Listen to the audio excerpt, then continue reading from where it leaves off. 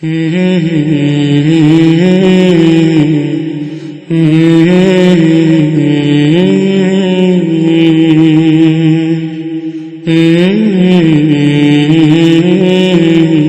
এখানে বুঝতে পারি যে আমাদের মুসলমানদের যে আকীদা বিশ্বাস, এই সমস্ত আকীদা বিশ্বাস কোরআন ও সুন্নায় স্পষ্টভাবে বিবৃত হয়েছে।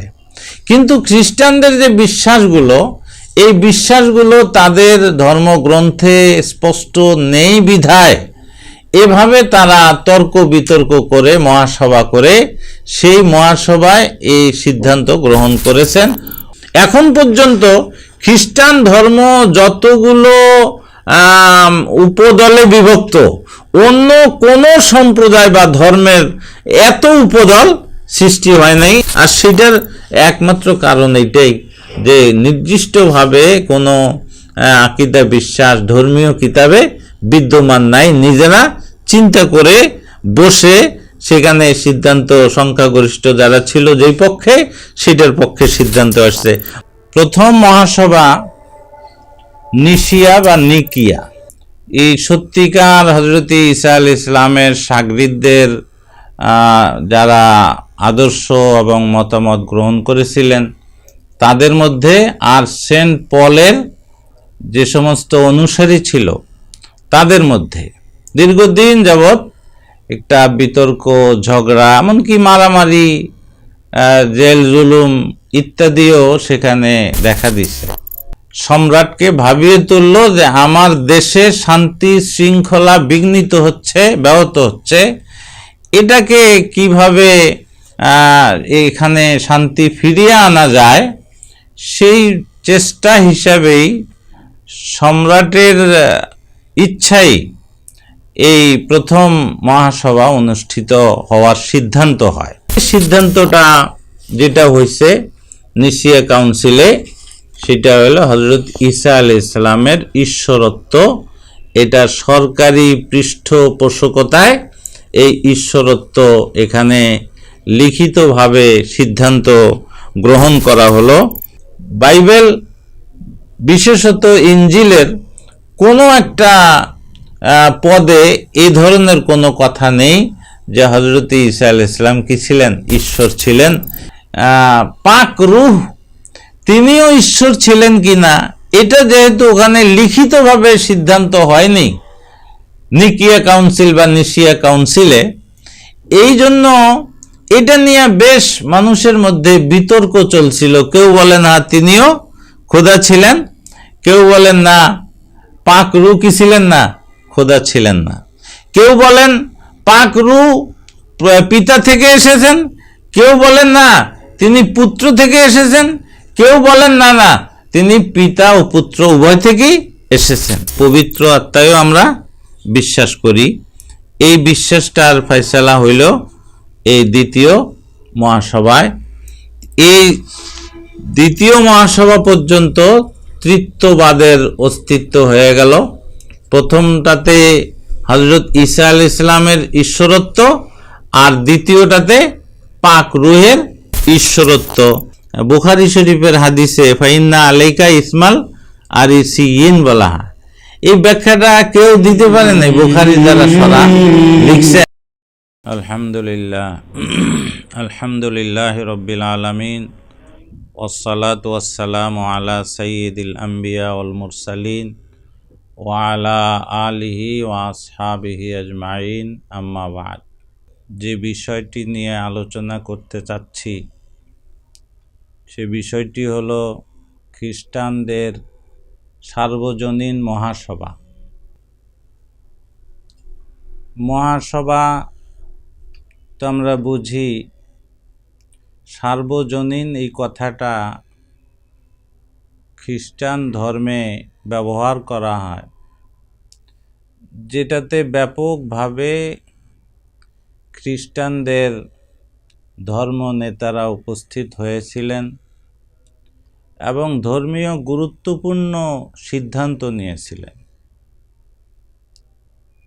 এর সঙ্গে যারা ক্যাথলিক তারা এই দাবিও জুড়ে দিয়েছেন যে একটা সভা সার্বজনীন কেবল তখনই হবে যখন পোপ নিজে উপস্থিত থাকবেন অথবা তিনি সেই সভাকে অনুমোদন দেবেন, তখনই সেটা সার্বজনীনতা লাভ করবে।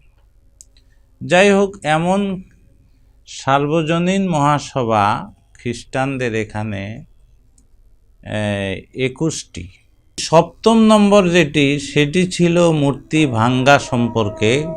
খ্রিস্টানরা যে মূর্তি মুরাল তৈরি করত, হযরত ঈসা আলাইহিস ইসলামের প্রতিকৃতি তৈরি করত, এগুলি সম্পর্কে। আর এর পরের যে মহাসভাগুলি, সেগুলি তাদের আভ্যন্তরীণ কোন্দল নিরসনকল্পে। তো মূলত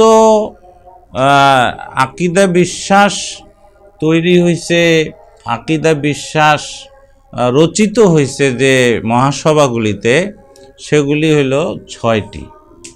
তার মধ্যেও প্রথম 2টি বিশেষভাবে উল্লেখযোগ্য এই কারণে যে এতেই তৃত্ববাদের যে আকিদা বিশ্বাস, সেটা এই 2 মহাসভাতেই তার সিদ্ধান্ত হয়েছিল। এই জন্য আমরা আমাদের আলোচনা এই 6টি মহাসভাকে কেন্দ্র করেই সীমাবদ্ধ রাখার চেষ্টা করব।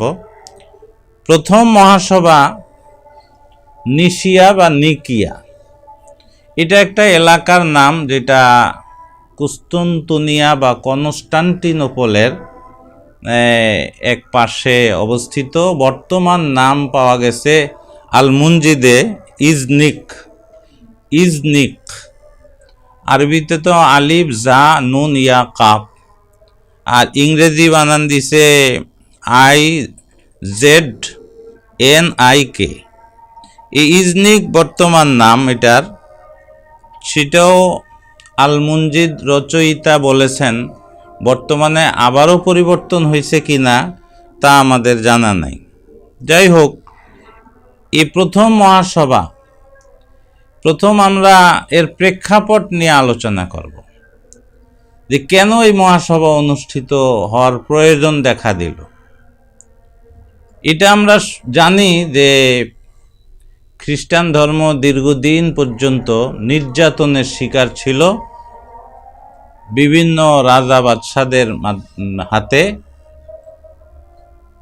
যার ফলে তারা প্রত্যেকেই গোপনে নিজ নিজ ধর্ম পালন করত।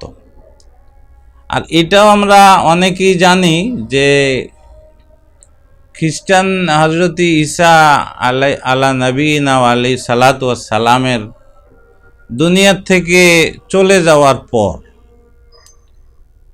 যাওয়ার পর ওনার শিষ্য শাগরিদ যারা ছিলেন তারা ধর্ম প্রচারে আত্মনিয়োগ করেছিলেন, এবং তারা তাদের যে শিক্ষা হযরত ঈসা আলাইহিস সালাম থেকে লাভ করেছিলেন, সেই শিক্ষাই তারা দিয়ে যাচ্ছিলেন, শেখাচ্ছিলেন। এখানে সেন্ট পল নামে জনৈক ভদ্রলোক, খ্রিস্টান ধর্মে নবাগত, বলতে গেলে বহিরাগত, তিনি এসে ভিন্ন এক খ্রিস্টান ধর্ম প্রচার শুরু করছিলেন। এবং প্রচারের ক্ষেত্রে তিনি এতটাই পারদর্শী ছিলেন, পরিশ্রমী ছিলেন যে সত্যি একজন দায়ীর যে সিফাত হওয়া দরকার, তার ইতিহাস পড়লে দেখা যায় তার মধ্যে সেই সিফাত তিনি ইচ্ছা করেই হয়তো সেটা অবলম্বন করেছিলেন, যার ফলে তার মেহনতের কারণে অনেক এলাকায় তার আদর্শ, তার চিন্তা চেতনা গ্রহণকারী বহু লোক তৈরি হয়েছে। আর দীর্ঘদিন পর্যন্ত ভিতরে ভিতরে একটা দ্বন্দ্ব, যেটাকে আমরা অন্তর্দ্বন্দ্ব বলতে পারি, খ্রিস্টানদের মধ্যে ছিল।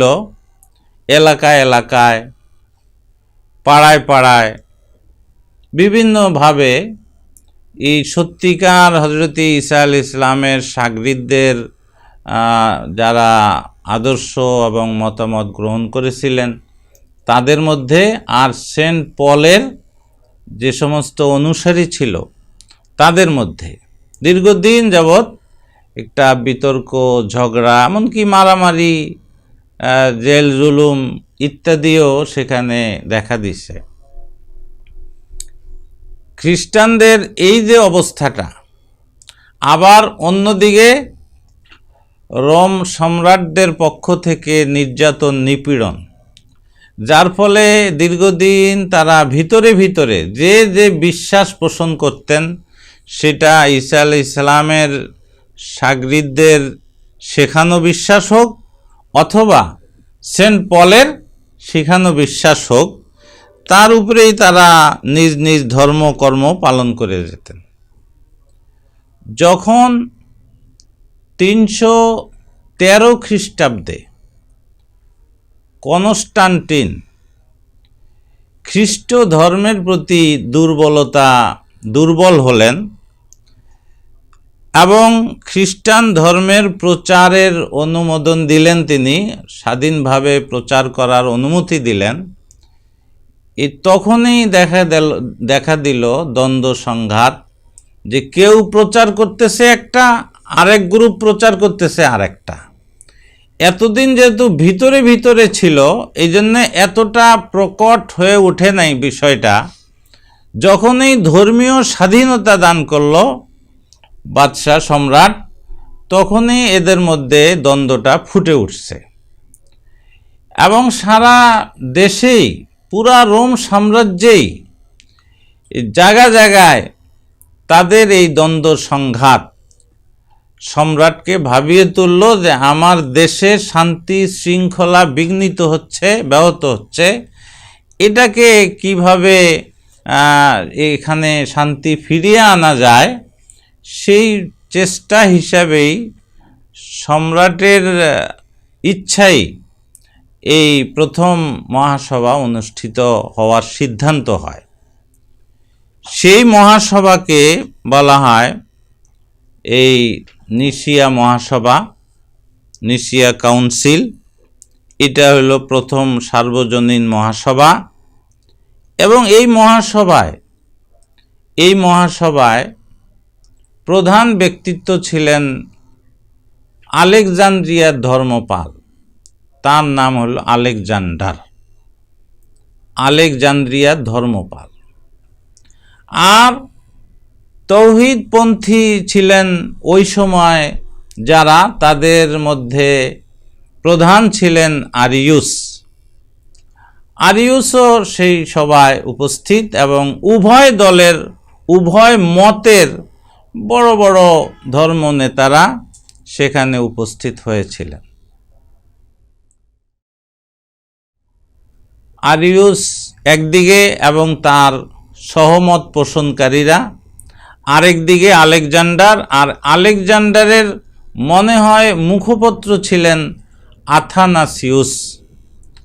আথানাসিউস, কারণ আরিয়ুসের সঙ্গে যে তর্ক বিতর্ক হয় সেগুলি হয়েছিল এই আথানাসিউসের সঙ্গে। এবং বোঝা যায় যে এই সভায় যে সিদ্ধান্তাবলী হয় সেগুলি আথানাসিউসেরই রচনা। এই জন্যে এটাকে যেমন নিসিয়া ক্রিড বলা হয়, নিসিয়ায় যে সিদ্ধান্ত হয়েছে, নিসিয়ার বিশ্বাস মন্ত্র, ওরকমভাবে আথানাসিয়াস ক্রিডও বলা হয়। মৌলানা আব্দুল মজিদ দরিয়াবাদী ইংরেজিতেই ওনার তফসিরে এটা উল্লেখ করছেন, আথানাসিয়াস ক্রিড এই জন্যই বলা হয় যে উনি হয়তো এগুলি লিপিবদ্ধ করেছেন, এই হিসাবে ওনার দিকে সম্বোধিত করা হয়। যাই হোক, এতে দুইটা পক্ষ, একটা পক্ষ যারা তৌহিদপন্থী ছিলেন, আরেকটা পক্ষ যারা তৃত্ববাদী ছিলেন, অথবা বলতে পারি আমরা যে অন্তত পক্ষে হযরতে ঈসা আলাইহিস সালামের ঈশ্বরত্বের বিশ্বাস যারা পোষণ করতেন। কেন বলতেছি এটা আরেকটু পরে যাব। যে অন্তত পক্ষে যে কথাটা বললাম এটা আরেকটু পরে আমাদের সামনে আসবে। তো এখানে আরেকটা কথা বলে রাখি, সেটা হলো যে এই আলেকজান্ডার আর আরিউসের মাঝে এর আগে বড় একটা দ্বন্দ্ব হয়েছে। আরিউসও ছিলেন আলেকজান্দ্রিয়ার বড় একজন ধর্মনেতা, কিন্তু সর্বপ্রধান ধর্মীয় নেতা ছিলেন আলেকজান্ডার।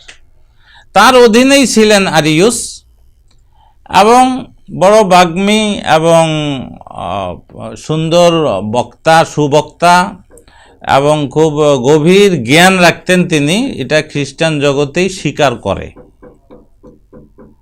তো এই আরিউস এবং আরিউসের যখন মতাদর্শ তিনি প্রচার শুরু করলেন, তখন আলেকজান্ডার তার বিরোধিতা করলেন, তাকে বিরত থাকতে বললেন। কিন্তু আরিউস তিনি তার মত থেকে পিছপা হলেন না, যার ফলে আলেকজান্ডার তাকে তার পদ থেকে পদচ্যুত করালেন এবং আরিউসকে দেশান্তর করলেন। এইভাবে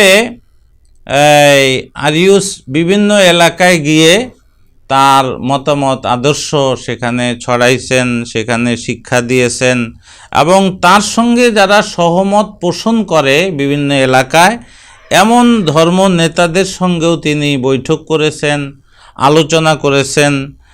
এরপর এই নিশিয়া মহাসভা যখন শুরু হয়, তখন মূলত এই দুই পক্ষের মধ্যেই আলোচনা চলে, এবং সেই আলোচনার মূলই ছিল যে তৌহিদ না এখানে আল্লাহ তাআলার সঙ্গে ঈশ্বরত্বে আরও কেউ শরীক আছেন। এই বিষয়টাই ছিল এখানের মূল আলোচ্য বিষয়। এখানে আমরা যদি দেখি তো এক তো এই সভাটা আহ্বান করছেন কে? সম্রাট। আরেকটা হইল যে এই মহাসভায় যে আলোচনা হয়েছে সেই আলোচনা আমাদের হাতে পুরোপুরি আসে নাই, যেহেতু তৌহিদপন্থী যিনি ছিলেন ওই সময় তার এটা সংখ্যা, তারা ছিলেন সংখ্যাগরিষ্ঠ হয়ে গেছিলেন, এবং যারা তৌহিদের বিপক্ষে তাদের সংখ্যা বেশি ছিল। তো মহাসভার আলোচনা সিদ্ধান্ত বললি কি হয়েছে সেটা তো সামনে আসতেছে। তার আগে আমরা এই বিষয়টা যে এই দুইজনের মধ্যে যে বিতর্ক হইল, সেই বিতর্কগুলি যতটুকু এখন পর্যন্ত আমরা পেয়েছি সেই তার আলোকে আমরা বলতে পারি যে এখানে মূল আলোচনাটা হয়েছে আরিউস আর আথানাসিয়াসের মাঝে। আথানাসিয়াস যুক্তি দিছে, উনি খণ্ডন করছেন, উনি যুক্তি দিছেন, উনি খণ্ডন করছেন। যেমন প্রথম একটা কথা আরিউস বলছেন যে সুলাইমানের জবানে ঈসা মসিহ বলেছেন, আপন সৃষ্টিকর্মের সূচনা থেকেই প্রভু আমাকে সৃষ্টি করেছেন। এটা মেসাল বা প্রবচন পুস্তকের 8 নং অধ্যায়ের 22 নং পদ। এতে তিনি বলছেন সুলাইমানের জবানে ঈসা মসিহ বলেছেন, আপন সৃষ্টিকর্মের সূচনা থেকেই প্রভু আমাকে সৃষ্টি করেছেন। এখানে একটা তো কথা এটা থাকে যে এই হযরত সুলাইমান আলাইহিস সালাম ঈসা আলাইহিস সালাম সম্পর্কে ভবিষ্যৎবাণী করেছিলেন কি না, সেটা একটা আলাদা বিতর্ক, সেখানে আমরা যাব না। আমরা এখন এখানে এতটুকুই আলোচনা করব যে আরিউস এই পদটা দ্বারা তার মতের সপক্ষে তিনি দলিল উপস্থাপন করেছিলেন যে এই কথা, কারণ তাদের মধ্যে তো অন্তত স্বীকৃত ছিল এটা। আথানাসিয়াস, আলেকজান্ডার তারাও এটা মানত যে এই কথা হযরতে ঈসা আলাইহিস সালাম সম্পর্কে বলা হয়েছে। এই হিসাবে উনি এই কথাটা পেশ করছেন যে এখানে তো বুঝে গেল যে মসিহ সৃষ্ট, কেন প্রভু আমাকে সৃষ্টি করেছেন, তাহলে বুঝে গেল হযরত মসিহ কি ছিলেন? সৃষ্ট ছিলেন, তাকে সৃষ্টি করা হয়েছে, আর সৃষ্ট খোদা হতে পারে না। এই কথা, এই যুক্তিটা কে তুলে ধরছেন? আরিউস। আথানাসিয়াস যে জবাব দিছে সৃষ্টি করেছেন অর্থ জন্ম দিয়েছেন, এখানে আমরা দেখব যে জবাবগুলো ওনারা দিছেন, এই জবাবগুলো অত্যন্ত হালকা জবাব, এবং এর পাল্টা আরিউস কিছু বলেছেন কি না সেটা আর বিধৃত হয় নাই। যেহেতু আমরা এখন যারা তৌহিদে আরিউসের বিপক্ষে যারা ছিলেন তাদেরই লেখা আজোখা থেকে আমরা এখন এই তথ্যগুলো পাচ্ছি।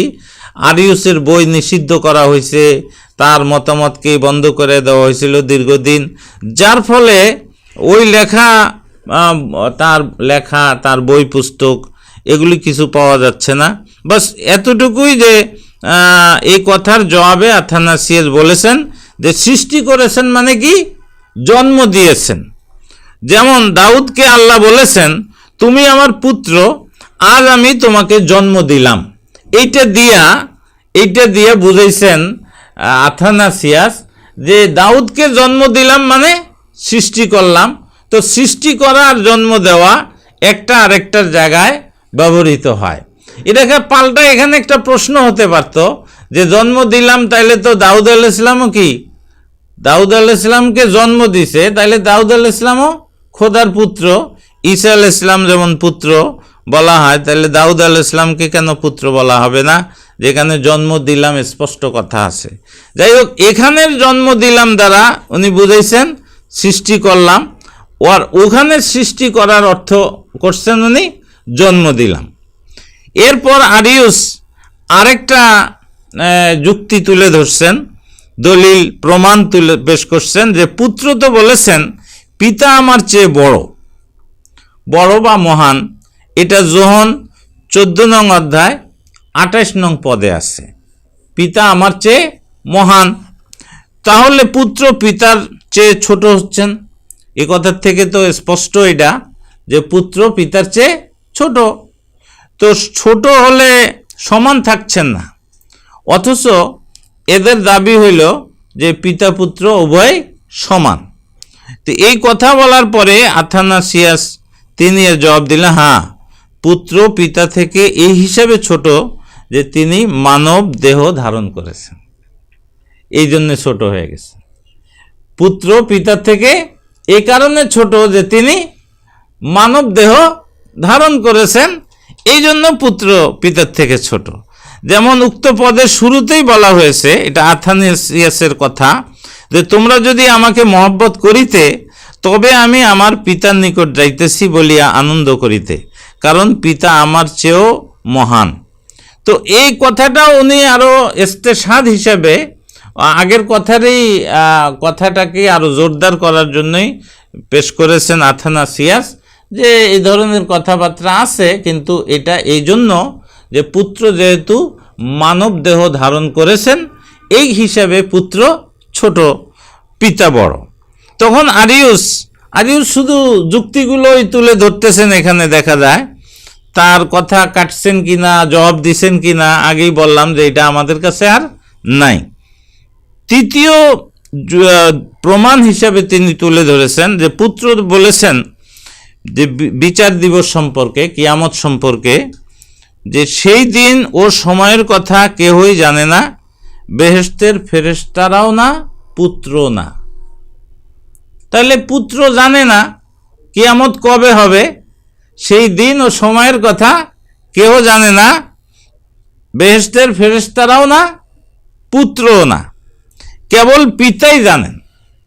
তাহলে এই কথার থেকে বোঝা যাচ্ছে যে পুত্র জানেন না, যে যিনি জানেন না কিয়ামত কবে হবে তিনি ঈশ্বর হবেন কি করে। তো আথানাসিয়াস এর জবাব দিয়েছেন যে যিশু তার শিষ্যদেরকে এই কথা এজন্যই বলেছেন যাতে তারা এই গুপ্ত বিষয়ে তাকে আর জিজ্ঞেস না করে, যে বিষয়ে তাদের অবহিত হওয়া উচিত নয়। এটা কোনো জবাব হয়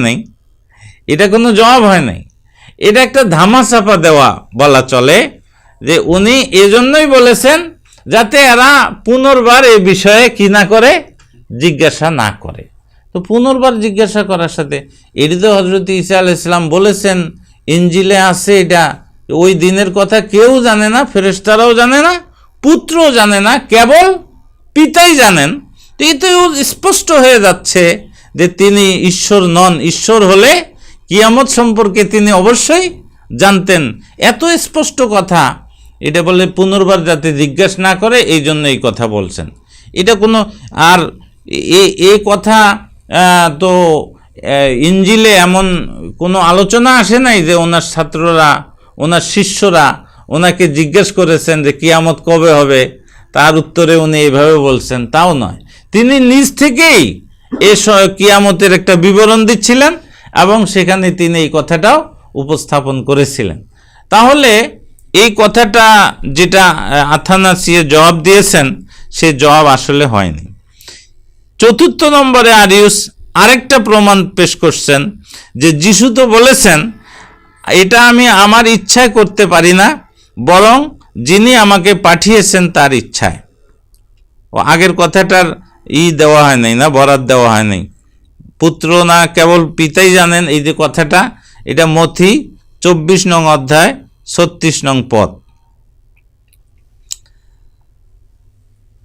আর এখন যেটা বলা হচ্ছে যে যিশু তো বলেছেন, আরিউসের বক্তব্য আরেকটা প্রমাণ যে যিশু তো বলেছেন এটা আমি আমার ইচ্ছায় করতে পারি না, বরং যিনি আমাকে পাঠিয়েছেন তার ইচ্ছায়। এটা যোহন 4 নং অধ্যায় 34 নং পদ। তো সেখানে এই কথার দ্বারা তো স্পষ্ট যে আমি আমার ইচ্ছায় কিছু করতে পারি না, আমি কার ইচ্ছায় করি? যিনি আমাকে পাঠিয়েছেন, কেবল তার ইচ্ছায় আমি করতে পারি। এতেও নিজের অক্ষমতা, অপারগতা এটা তিনি প্রকাশ করেছেন, আর এটা ঈশ্বর হওয়ার পরিপন্থী। তো আথানাসিয়াসের জবাব দিয়েছেন এভাবে যে যিশু কখনো কথা বলেছেন দেহ ধারণকারী ঈশ্বররূপে, আর কখনো কথা বলেছেন ঈশ্বররূপে। বিভিন্ন এখন ইনজিলের যে সমস্ত বক্তব্য আমরা পেশ করব যে ঈসা আলাইহিস সালাম ঈশ্বর ছিলেন না এই মর্মে, তো ওনাদের জবাব হইল যে এগুলি উনি বিভিন্নভাবে কথা বলছেন, কখনো ঈশ্বর রূপে, কখনো মানব দেহ ধারণকারী রূপে। এটা পিছলে যাওয়ার একটা না, যে যতগুলো প্রমাণ তোমরা ইনজিল থেকে আমরা পেশ করব যে ঈসা আলাইহিস সালামের এই সব বক্তব্য থেকে তো স্পষ্ট যে তিনি খোদা ছিলেন না, ঈশ্বর ছিলেন না, সেগুলির তারা জবাব দেবে এই কথাই যে তিনি মানব দেহ ধারণকারী হিসেবে এই ধরনের কথা বলছেন। আর কখনো কখনো তিনি ঈশ্বর রূপে কিছু কথা বলছেন। যেমন তিনি দুই একটা উদাহরণ দিয়েছেন যে ঈশ্বর রূপে যেমন কথা বলছেন যে আমাকে দেখে, যিনি আমাকে পাঠিয়েছেন সে তাকেই দেখে। এরকম দ্বিতীয় নম্বর, এটা হলো যোহন 12 নং অধ্যায় 45 নং পদ। আর দ্বিতীয় হলো পিতা আমার মধ্যে আছেন আর আমি পিতার মধ্যে আছি। এটা যোহন 10 নং পদ 10 নং অধ্যায় 38 নং পদ। এগুলির জবাব আমার যে বই খ্রিস্টবাদ বিকৃতি তথ্য ইতিহাস তথ্য প্রমাণ, সে বইয়ের মধ্যে এর জবাবগুলো দেওয়া হয়েছে। দেখ, এই আলোচনা মোটামুটি এভাবে হয়ে তুমুল হট্টগোল, নিশিয়া কাউন্সিলে উভয় পক্ষে তুমুল হট্টগোল। শেষ পর্যন্ত বাদশাহ যখন দেখলেন যে এভাবে সমাধান হবে না, তখন এনাদের মধ্য থেকে 318 জন, মোট সদস্য সংখ্যা কত ছিল এটা নিয়ে বেশ বিতর্ক আছে, বিভিন্ন রকম বলা হয়েছে। সদস্য সংখ্যা 2000 বলা হয়েছে, 2048ও বলা হয়েছে। এদের মধ্যে 318 জনকে পৃথক করলেন, যারা সেন্ট পলের অনুসারী ছিলেন। এই ধরনের 318 জনকে আলাদা করে আবার আরেকটা সভা, যেন এটা আভ্যন্তরীণ একটা সভা হইল। সেই সভার মধ্যে এই আলোচনা পর্যালোচনায় তারা সিদ্ধান্ত নিলেন। এর মধ্যেও সকলেই এই বিষয়ে সিগনেচার করতে রাজি ছিলেন না, তো অধিকাংশই করেছেন। আর যে শেষমেশ 2 জন ছিলেন যারা কোনোভাবেই এটা মানেন নাই, তাদেরকে নির্বাসন করা হয়েছে। এইখানে সিদ্ধান্তটা যেটা হয়েছে নিসিয়া কাউন্সিলে, সেটা হলো হযরত ঈসা আলাইহিস সালামের ঈশ্বরত্ব, এটা সরকারি পৃষ্ঠপোষকতায় এই ঈশ্বরত্ব এখানে লিখিতভাবে সিদ্ধান্ত গ্রহণ করা হলো যে হযরত ঈসা আলাইহিস সালাম তিনি ঈশ্বর ছিলেন। এখানে মণ্ডলীর ইতিহাস পরিচিতি এর ৬২ নম্বর পৃষ্ঠায় আরিউসের কিছু বক্তব্য এখানেও আসছে, যেটা আমরা এখান থেকে আমরা নোট করে রাখব। আরিউসের সংক্ষেপে এখানে ঈশ্বর সর্বদা পিতা ছিলেন না, এমন এক সময় ছিল যখন তিনি তখনও পিতা হননি, তারপর পিতা হলেন তিনি। পুত্র সব সময় ছিলেন না, কেননা সব কিছুই তো শূন্য হতে সৃষ্ট হয়েছে, সমস্ত অস্তিত্বশীল জীব ও কার্যাবলী সৃষ্ট হয়েছে। তদ্রূপ স্বয়ং ঈশ্বরের বাণীও শূন্য হতে সৃষ্ট হয়েছে এবং এক সময় তার কোনো অস্তিত্ব ছিল না। এইভাবেও আরিউসের কিছু বক্তব্য এখানে আসছে। আর এই সভায় যে সিদ্ধান্ত হলো, সেই সিদ্ধান্ত 93 পৃষ্ঠায় এসেছে। 93 পৃষ্ঠায় এক পরমেশ্বর, দৃশ্য অদৃশ্য সমস্ত কিছুর সৃষ্টিকর্তা, সর্বশক্তিমান পিতায় আমরা বিশ্বাস করি। এর পিতা সম্পর্কে পরমেশ্বরের পুত্র একমাত্র প্রভু যীশু খ্রিস্টেও আমরা বিশ্বাস করি। তিনি পিতা হতে জাত, পিতা হতে জাত, একমাত্র জাত তিনি, অর্থাৎ পিতার প্রকৃত সত্তা হতে জাত। তিনি ঈশ্বর সঞ্জাত ঈশ্বর, জ্যোতি সঞ্জাত জ্যোতি, প্রকৃত ঈশ্বর সঞ্জাত প্রকৃত ঈশ্বর। জনিত তিনি, সৃষ্ট নন, পিতার সঙ্গে অভিন্ন স্বরূপ। এই যে বিশ্বাস, নিসিয়া বিশ্বাস মন্ত্র এখানে দেওয়া আছে 93 পৃষ্ঠায়। এই বিশ্বাসের সিদ্ধান্ত হইল এই নিসিয়া কাউন্সিলে, প্রথম যে কাউন্সিল মহাসভা অনুষ্ঠিত হয়, এই লিখিতভাবে এবং সরকারি পৃষ্ঠপোষকতায় খ্রিস্টানদের এই বিশ্বাস আমরা এখানে বুঝতে পারি যে আমাদের মুসলমানদের যে আকীদা বিশ্বাস, এই সমস্ত আকীদা বিশ্বাস কোরআন ও সুন্নায় স্পষ্টভাবে বিবৃত হয়েছে। কিন্তু খ্রিস্টানদের যে বিশ্বাসগুলো, এই বিশ্বাসগুলো তাদের ধর্মগ্রন্থে স্পষ্ট নেই বিধায় এভাবে তারা তর্ক বিতর্ক করে মহাসভা করে সেই মহাসভায় এই সিদ্ধান্ত গ্রহণ করেছেন। অথচ বাইবেল, বিশেষত ইঞ্জিলের কোনো একটা পদে এই ধরনের কোনো কথা নেই যে হযরত ঈসা আলাইহিস সালাম কি ছিলেন, ঈশ্বর ছিলেন, ঈশ্বর হওয়ার দাবি করেছেন, এই ধরনের কোনো কথা সেখানে নেই। তো এভাবে একটা মহাসভায় এটার সিদ্ধান্ত গ্রহণ করা হলো। আর এই থেকে হযরত ঈসা আলাইহিস সালাম যে ঈশ্বর ছিলেন সেই কথাটা খুব জোরে সোরে প্রচারিত হওয়া শুরু হলো। আর যারা তৌহিদপন্থী ছিলেন, আরিউস এবং তার সহমত পোষণকারী, তাদেরকে এই সময় দেশান্তর করা হলো। তাদের লিখিত পুস্তক এবং গ্রন্থ এগুলি নিষিদ্ধ করা হলো সরকারিভাবে, যার ফলে এরা বিভিন্ন জায়গায় বিভিন্নভাবে কাজ করছেন, যেখানে সুযোগ পেয়েছেন সেখানে কাজ করেছেন। কিন্তু একটা সরকারি পৃষ্ঠপোষকতা আর একটা হইল নির্যাতিত রূপে বিভিন্ন জায়গায় লুকিয়ে ছাপিয়ে থেকে প্রচার করা, দুইটার মধ্যে বেশ পার্থক্য তো অবশ্যই আছে। কিন্তু তারপরেও তাদের প্রচার থেমে থাকে নাই, যার প্রমাণ আমাদের সামনে আসবে। এই হলো প্রথম মহাসভা। দ্বিতীয় মহাসভা যেটা হয়েছে সেটার একটা প্রেক্ষাপটও আছে, সেই প্রেক্ষাপটটা আমি বলবো।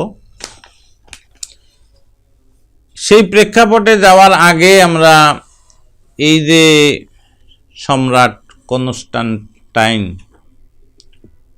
তিনি মৃত্যুবরণ করছেন 337-এ। তার 1 বছর আগে 336-এ মৃত্যুবরণ করেছেন এই আরিয়ুস। আরিয়ুসের মতাদর্শ ছড়িয়ে পড়েছিল পুরা কনস্টান্টিনোপল সহ প্রাচ্য বিভিন্ন এলাকা দেশে, যার ফলে পরবর্তী পর্যায়ে সম্রাট কনস্টান্টাইন যখন তার রাজধানী কনস্টান্টিনোপলে স্থানান্তরের সিদ্ধান্ত নিয়েছেন এবং সেখানে 30-31-এর দিকে তিনি সেখানে রাজধানী স্থানান্তর করেন, তখন এই এলাকার লোকজনের ধর্মীয় অনুভূতি, ধর্মীয় বিশ্বাস, এটা তিনি আঁচ করতে পেরেছিলেন যে আরিয়ুসের মতাদর্শ তারা পালন করে, যার ফলে বাদশার মন পরিবর্তন হয়। এখানে এই কথাটাও আমরা মনে রাখি যে এই সম্রাট এই খ্রিস্ট ধর্ম গ্রহণ করেছিলেন কিনা এটা একটা বিষয়, এবং এখানেও সেই বিষয়টা আছে। এনারা বলছেন যে আসলে তিনি একদম তার যে এই মুমূর্ষ অবস্থায় সেই সময় তিনি খ্রিস্ট ধর্ম গ্রহণ করেছিলেন, এমন একটা কথা এখানেও আছে। তো এটা আসলে এই সম্রাট খ্রিস্ট ধর্ম নিজে অবলম্বন করেননি, আর তিনি চেয়েছিলেন তার রাষ্ট্রের শান্তি শৃঙ্খলা, এটা তার কাছে বড় ছিল। আগেও তিনি তাদের একাধিক ঈশ্বরের পক্ষে মত দিয়েছিলেন, এই জন্যে তিনি তো আসছেন পৌত্তলিকতা থেকে, তো পৌত্তলিকতা তিনি ছাড়েনও নাই ওই সময়। তাই যারা অধিকাংশ এরা তৃত্ববাদ বা হযরত ঈসা আলাইহিস সালামের ঈশ্বরত্ব নিয়ে কথা বলছে, উনি দেখছেন যে এটার মধ্যে এমন অসুবিধার কি আছে, উনি যদি এরকম ব্যক্তি হন, তাকে যদি ঈশ্বর, তাদের তো পৌত্তলিকরা তো অনেক ঈশ্বর তাদের কাছে, তো এরকম যদি 1-2 জন 3 জন হয় তাতে সমস্যার কি আছে, তো এই পক্ষে মত দিয়েছেন। আবার যখন কনস্টান্টিনোপলে তিনি রাজধানী স্থানান্তর করছেন, তখন আবার আরিয়ুসপন্থীদের কারণে তার মধ্যে দুর্বলতা আসে, এবং এইখানে তিনি আরিয়ুসপন্থীদের মতামতকে করে অগ্রাধিকার দিয়ে তিনি যেমন তার উপরে নির্বাসনকে উঠিয়ে দেন এবং আরিয়ুসকে আবার তিনি সাধারণ জীবন যাপন করার সুযোগ দেন। ওইভাবে বাদশাহ নিজেও এনাদের প্রতি আসক্ত হয়ে পড়েন এবং এনারা যে তৌহিদের প্রচার করতেছিলেন সেটার প্রতি দুর্বলতা প্রকাশ করতে থাকেন। এই অবস্থায় আরিয়ুসেরও মৃত্যু হয় এবং 1 বছর পর সম্রাটেরও মৃত্যু হয়। সম্রাটের জানাজা হয়েছে খ্রিস্টান ধর্ম মতে তার হয়েছে না পৌত্তলিকদের আচার অনুষ্ঠান অনুসারে তার শেষকৃত্য হয়েছে, এটাও সঠিকভাবে জানা যায় না। এমনকি অনেক ঐতিহাসিক বলছেন যে খ্রিস্টানরা গিয়েও শ্রদ্ধা জানাইছে, আবার পৌত্তলিকরা গিয়েও ওদের আচার অনুষ্ঠান যেটা সেটা করছে। এতেও বোঝা যায় যে এ বাদশাহ কোনো একটা ধর্মকে তার রক্ষা কবচ বানিয়ে চলেননি। যাই হোক, এই বাদশাহ মারা যাওয়ার আগ মুহূর্তে তার 3 ছেলে ছিল। এই 3 ছেলেকে তিনি তার পুরা সাম্রাজ্য ভাগ করে দিয়ে যান। প্রথম ছেলে ছিল দ্বিতীয় কনস্টান্টাইন, ইনি হলেন প্রথম কনস্টান্টাইন বাদশাহ, আর দ্বিতীয় ছেলে দ্বিতীয় কনস্টান্টাইন। এরপর আরেক ছেলের নাম কনস্টান্টিয়াস, তৃতীয় ছেলে হল কনস্টান্টাস। এই 3 ছেলেকে ভাগ করে দিয়ে যান।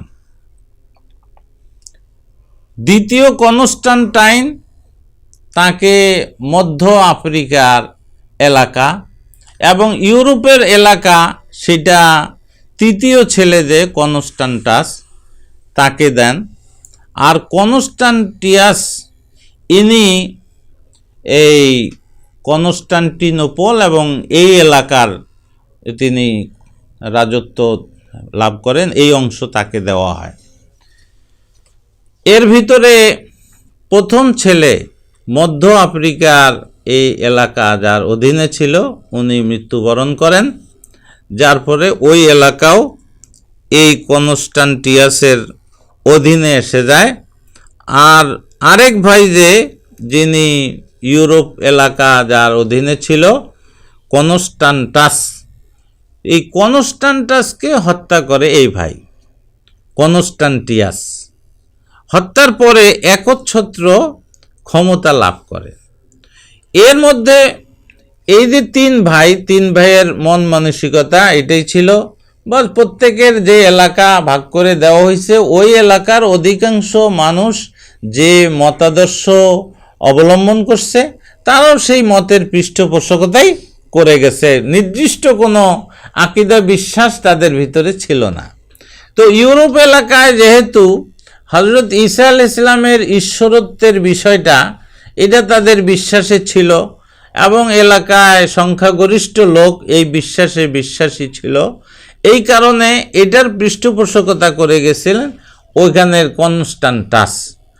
আর আগেই বলেছিলাম যে এখানে কনস্টান্টিনোপল এবং এর পার্শ্ববর্তী বিভিন্ন এলাকায় আরিয়ুসপন্থীদের সংখ্যা বেশি ছিল, যার ফলে এই এলাকায় যিনি ছিলেন কনস্টান্টিয়াস, তিনি এই এলাকার লোকদের মতামত পোষণ করতেন এবং তাদের পৃষ্ঠপোষকতা করতেন এবং এটাকে তিনি ধর্ম প্রচারের হিসাবে অবলম্বন করছেন যে এটাকে প্রচার করতে হবে, তৌহিদের মতকে বিভিন্ন জায়গায় ছড়ায় দেওয়ার তিনি চেষ্টা করছিলেন। তো যখন কনস্টান্টিয়াস একচ্ছত্র ক্ষমতা লাভ করলেন, সেটা ছিল 353-53 দিকে। এর ভিতরে একচ্ছত্র ক্ষমতা লাভ করার পরে পুরা সাম্রাজ্যে তিনি আরিয়ুসের মত অর্থাৎ তৌহিদের আকীদা বিশ্বাস, এই আল্লাহ তাআলার একত্বের আকীদা বিশ্বাস তিনি ছড়িয়ে দিলেন এবং খুব করে প্রচার করলেন। এভাবে এই কয় বছর, 53 থেকে 61, তার মানে 7-8 বছর, এই 8 বছর রাষ্ট্রীয় পৃষ্ঠপোষকতায় তৌহিদ আবার সারা খ্রিস্টান সাম্রাজ্যে আবার পুনর্জাগরণ যেন এটার হলো, আবার ছড়িয়ে পড়ল। এরপর এই বাদশার মৃত্যুর পর কিছুদিন গেছে, এভাবে 379 খ্রিস্টাব্দে আবার আরেকজন সম্রাট, তাদের থিওডোসিয়াস, ইনি এসে আবার এই নিসিয়া কাউন্সিলে যে সিদ্ধান্ত হয়েছিল সেই মত আবার অবলম্বন করে এটা তৌহিদের মত বা আরিয়ুসের মতকে আবার নিষিদ্ধ ঘোষণা করলেন। তো এর ভিতরে হট্টগোল, এই জন্য দ্বিতীয় মহাসভা। এক হলো রাজনৈতিক পরিস্থিতি, আরেকটা হলো এর ভিতর দিয়া কিছু কিছু মতামত আসছে।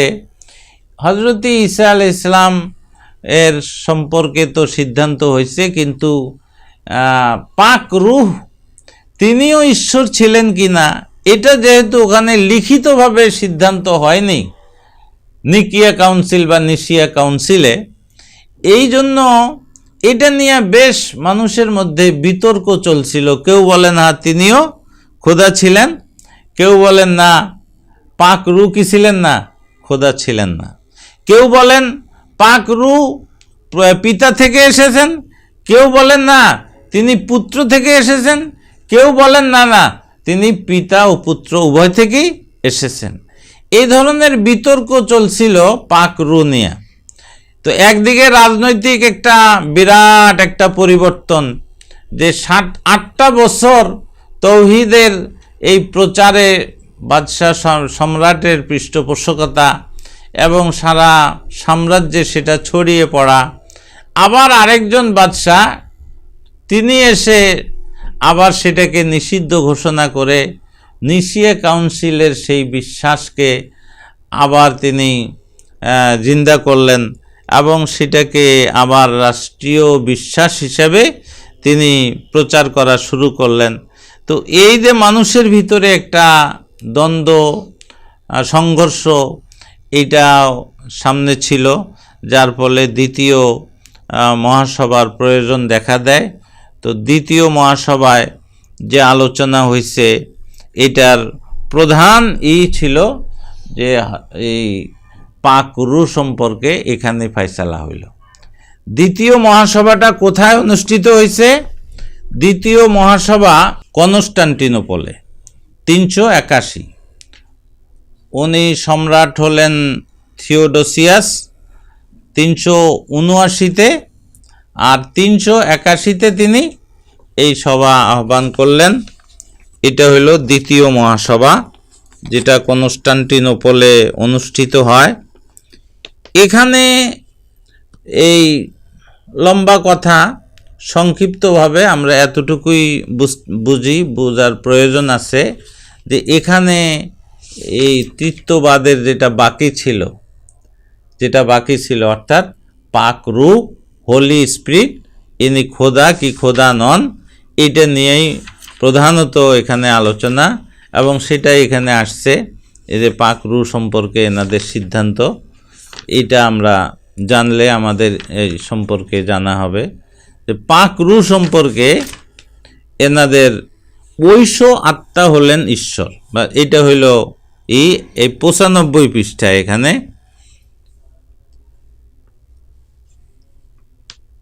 এখানেও একটু ইঙ্গিত দিয়েছেন এনারা। তখন একটি নতুন প্রশ্নের উৎপত্তি হলো, পবিত্র আত্মা কি ঈশ্বর? আরিয়ুসপন্থীরা বলল না। আর এ কারণেই তারা যারা ওই ঐশ আত্মার বিরুদ্ধে সংগ্রাম করে এই আখ্যা লাভ করলো। তার পবিত্র আত্মা বিষয়ে গবেষণামূলক গ্রন্থে বাসিল দেখান যে ঐশ আত্মাও পিতার ন্যায় অভিন্ন মূল সত্তা বিশিষ্ট। যাই হোক, এই দ্বিতীয় মহাসভায় তারা এই সিদ্ধান্ত গ্রহণ করেছেন যে ঈশ্বরের জন্য ব্যবহৃত আখ্যাগুলোর মধ্যে কি এমন কোনো আখ্যা রয়েছে যা ঐশ আত্মার বেলায় প্রযোজ্য নয়। পবিত্র আত্মায়ও আমরা বিশ্বাস করি। এটা হইল 93 পৃষ্ঠায়। এই বিশ্বাসটা এই দ্বিতীয় মহাসভায় লিখিত এবং সিদ্ধান্ত হয়। যারা বলে এক সময় ছিল যখন তার কোনো অস্তিত্ব ছিল না এবং তার জন্মের আগে তিনি ছিলেন না, ও তার উৎপত্তি শূন্য হতে, কিংবা যারা মিথ্যা দাবি করে বলে যে ঈশ্বর পুত্র অন্য ব্যক্তি সত্তা বা অন্য প্রকৃত সত্তা বিশিষ্ট, এটা তো ঈশ্বর পুত্র, কিন্তু মূল কথা এটা যে পবিত্র আত্মায়ও আমরা বিশ্বাস করি। এই বিশ্বাসটার ফয়সালা হইল এই দ্বিতীয় মহাসভায়। এই দ্বিতীয় মহাসভা পর্যন্ত তৃতীয়বাদের অস্তিত্ব হয়ে গেল। প্রথমটাতে হযরত ঈসা আলাইহিস সালামের ঈশ্বরত্ব, আর দ্বিতীয়টাতে পাক রুহের ঈশ্বরত্ব। এভাবে এই সম্রাটের পৃষ্ঠপোষকতায় তৃতীয়বাদ এখানে পরিপূর্ণতা লাভ করল, এবং এটা খ্রিস্টান ধর্মের মূল আকীদা বিশ্বাস পরিণত হলো। এভাবে আরিয়ুসের যারা ছিলেন তাদেরকে বাদশাহ নির্যাতন নিপীড়ন শুরু করলেন, তাদেরকে মত থেকে ফিরে আসার জন্য বাধ্য করলেন। তারা যারা নিজেদের ধর্ম বুকে আগলে রেখে চলেছেন বিভিন্ন এলাকায় গোপনে গোপনে, এর ভিতরে ইসলাম ধর্মের সূচনা শুরু হয়ে গেছে। আর আরিয়ুসপন্থীদের মধ্যে যারা নিজেদেরকে হকের উপরে টিকিয়ে রেখেছেন তারা শেষ পর্যন্ত ইসলাম গ্রহণ করে ইসলামের ছায়াতলে এসে পড়েছেন। আর বাকি অন্যান্যরা তারা কেউ বাহ্যিকভাবে ক্যাথলিকদের ছদ্মাবরণ অবলম্বন করে নিজেদের জীবন কাটিয়েছেন। আর অনেকেই এদের মধ্যে এদেরকেই ওই যে আমি বলছিলাম ওখানেও মার্কাজুদ দাওয়া যে বুখারী শরীফের হাদিসে ফাইন্না আলাইকা ইসমাল আরিসিয়িন বলা হয়, এই ব্যাখ্যাটা কেউ দিতে পারে নাই। বুখারী যারা সরা লিখছেন তারা কেউ বলেন এই শব্দ বিভিন্ন ভাষার কথা বলছেন ওনারা, কিন্তু এটা সঠিক দিতে পারেন নাই। এটা পরিষ্কার বোঝা যায় যে এই আরিউসিদেরকেই ওখানে আরিসিন বলা হয়েছে।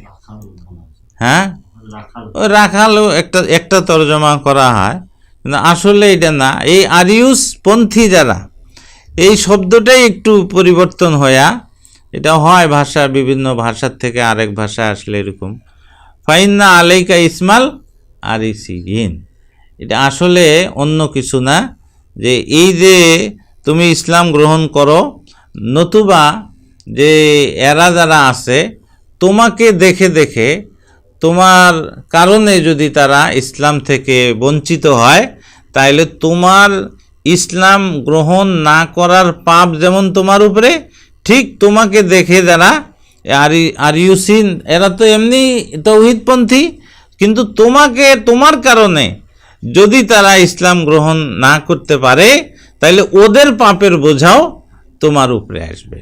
এই কথাটাই রাসূল সাল্লাল্লাহু আলাইহি ওয়াসাল্লাম ওইভাবে বুঝিয়েছেন যে ওয়াইন তাওয়াল্লাইতা ফাইন্না আলাইকা ইসমাল আরিসিয়িন। এরা এইভাবে আস্তে আস্তে হয়েছে।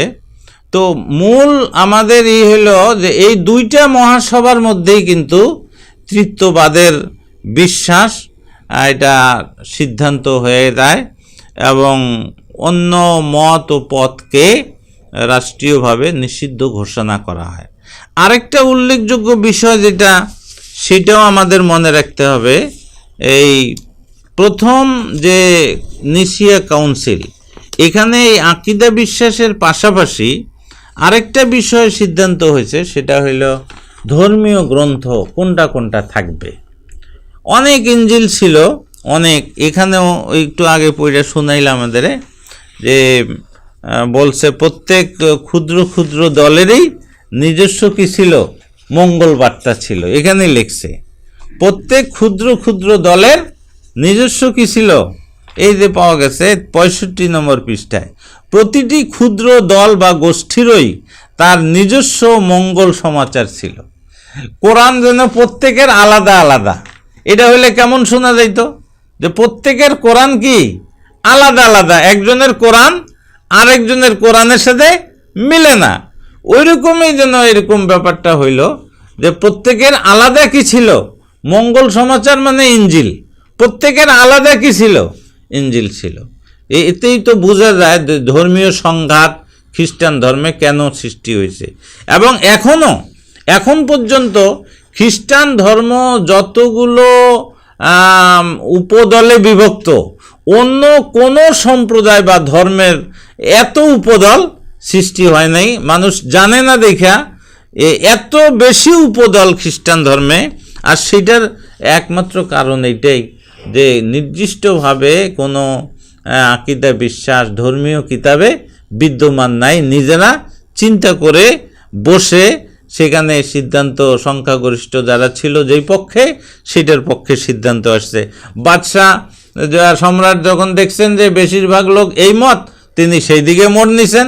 আবার যখন আরেক জায়গায় দেখছেন বেশিরভাগ লোক এই মতের, তখন আবার তিনি সেই দিকে মোড় দিছেন। এভাবে এই আকীদা বিশ্বাস। তো এর মধ্যে এই বিষয়টাও আসছে যে তাদের ধর্মগ্রন্থ হিসাবে কোনটা কোনটা রাখা যায়।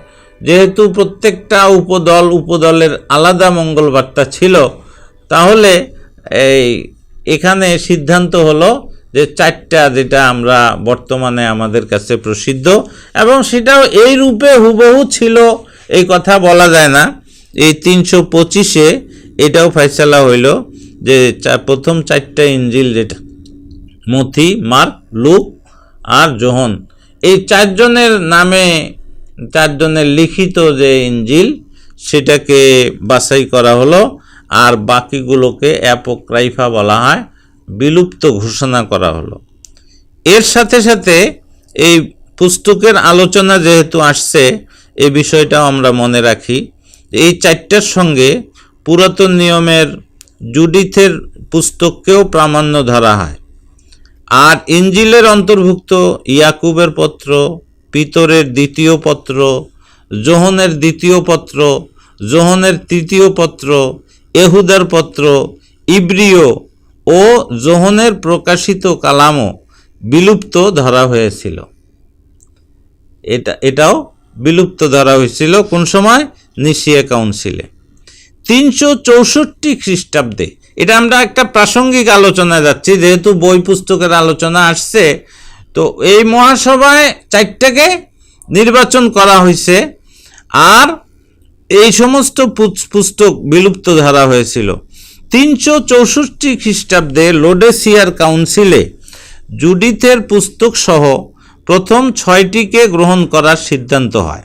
একটা ব্যতিক্রম সিদ্ধান্ত হইল এখানে, যে ওই জুডিথের, ওটা তো বাইবেল পুরাতন নিয়মের, ওই জন্য বলা হইতেছে জুডিথের পুস্তক সহ এখানে 7টার মধ্যে 6টাকে গ্রহণ করা হয়, আর গ্রহণ করার সিদ্ধান্ত হয়। আর পুরাতন নিয়মে ইস্টের পুস্তক নামে একটা পুস্তক আছে, সেটাকেও গ্রহণ করা হয়।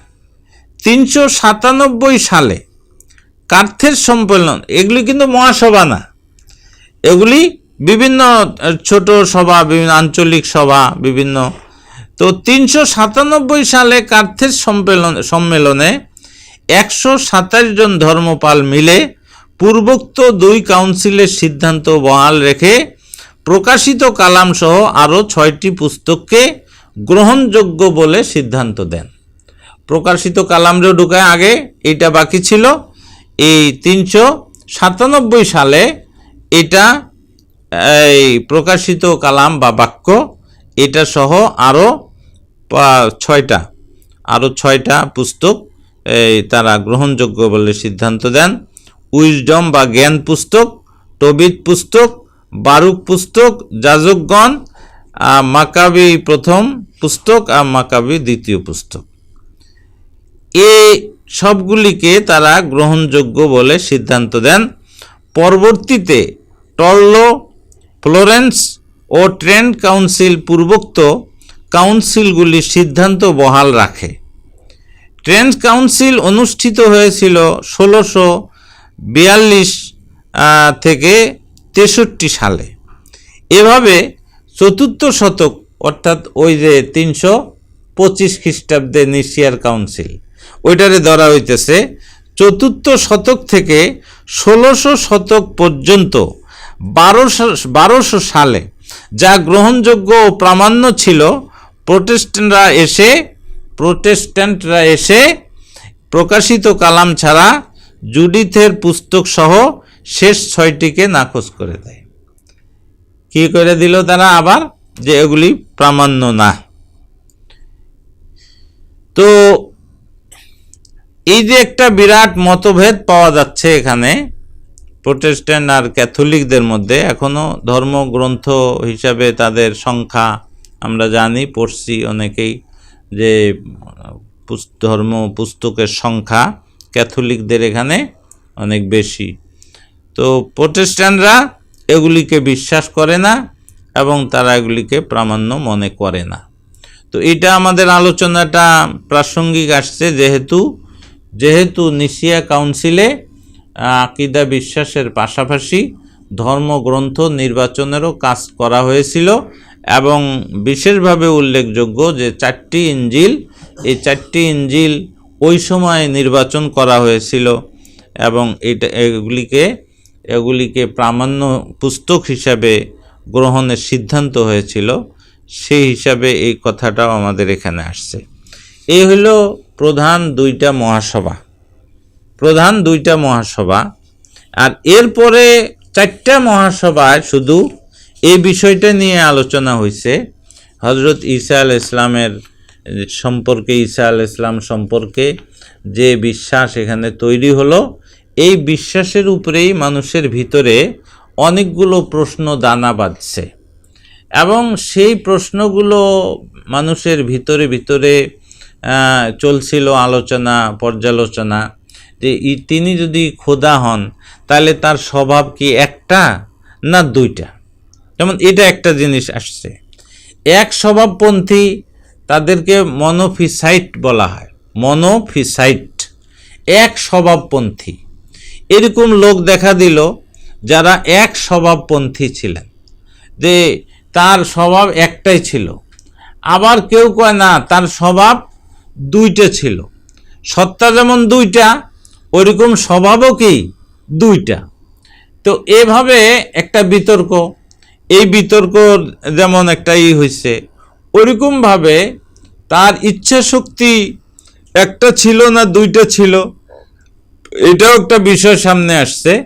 আর এটা নিয়েও সেখানে মহাসভায় আলোচনা হয়েছে।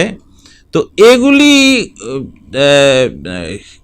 তৃতীয়বাদ থেকে এগুলি প্রশ্ন মানুষের ভিতরে জেগেছিল এবং সেই প্রশ্নগুলো নিয়ে নিজেদের মধ্যে বিতর্ক চলছিল। আর সেই বিতর্ককে থামানোর জন্য, বিতর্কে সেই বিষয়গুলিতে সিদ্ধান্ত গ্রহণের জন্য আবার এই মহাসভার প্রয়োজন পড়ছে। এই পরবর্তী 4টি মহাসভা শুধু এইটার উপরেই, যে হজরত ঈসা আলাইহিস সালাম এক স্বভাবের না দুই স্বভাবের, তার ইচ্ছা শক্তি একটা ছিল না দুইটা ছিল। এদের মধ্যে যারা ভিন্ন মত অবলম্বন করেছে সংখ্যাগরিষ্ঠরা, সেই মতকে করছেন, তার সেই মতকে বাজেয়াপ্ত ঘোষণা, সেই মতকে তারা নাকচ করেছেন এবং সিদ্ধান্ত নিয়েছেন। যে সিদ্ধান্তের খোলাসা হইল যে তারা বিশ্বাস করে তিনি তার সত্তা যেমন ভিন্ন ভিন্ন, ওরকমভাবে তার স্বভাবও ভিন্ন ভিন্ন, ওরকমভাবে তার ইচ্ছা শক্তিও ভিন্ন ভিন্ন। এভাবে খ্রিস্ট ধর্মে এই মহাসভাগুলির গুরুত্ব চলে আসে, যে আজকে খ্রিস্ট ধর্মের প্রবক্তাদের মধ্যে যে আকিদা বিশ্বাস, সেই আকিদা বিশ্বাস মূলত এই মহাসভাগুলির থেকেই সিদ্ধান্ত হয়ে আসে এবং সেই বিশ্বাসগুলি তারা এখন পালন করে যাচ্ছে। আসলে তাদের ধর্মীয় গ্রন্থে এই বিশ্বাসের কোনো অস্তিত্ব বিদ্যমান নাই। এইখানে আমি আজকে আলোচনা শেষ করতে চাচ্ছি। ভবিষ্যতে ইনশাল্লাহ ওই 4টি মহাসভা নিয়ে আবার আরেকটা আলোচনার প্রয়োজন রয়েছে বলে মনে করি, কারণ বিস্তারিত করতে গেলে এখন আমাদের নামাজের সময় পার হয়ে যাবে। এই জন্য এটা আমি সংক্ষেপে এটার খোলাসা বা সার নির্যাস তুলে ধরলাম। পরবর্তীতে আল্লাহ তাআলা তৌফিক দিলে আবার এই 4টি মহাসভা সম্পর্কে আমরা আলোচনা করব। ওয়া আখিরু দাওয়ানা আনিল হামদুলিল্লাহি রাব্বিল আলামিন।